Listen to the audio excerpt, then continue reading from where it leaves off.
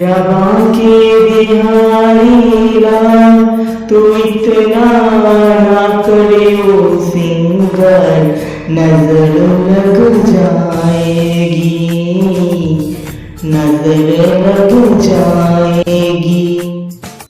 রাধে রাধে বন্ধুরা, আমি আবারও চলে এসেছি তোমাদের মাঝে অনেকদিন পরে। আমি 2023 সালে বৃন্দাবন গিয়েছিলাম।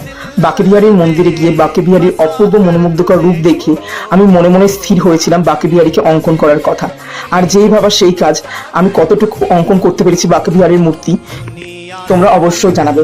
আর তার সঙ্গে সঙ্গে চলো এই অঙ্কন করার মাঝে মাঝে একটা ছোট্ট গল্পও বলি তোমাদের।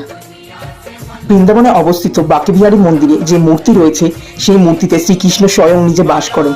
যখন ভক্তরা বাঁকেবিহারী মন্দিরে ভগবান শ্রীকৃষ্ণের দর্শন করতে আসেন তখন পূজারীরা 2 মিনিট অন্তর অন্তর পর্দা দিয়ে আড়াল করতে থাকেন, কারণ কোনো ভক্ত যেন শ্রীকৃষ্ণকে পুরোপুরি মন ভরে দেখতে না পায়।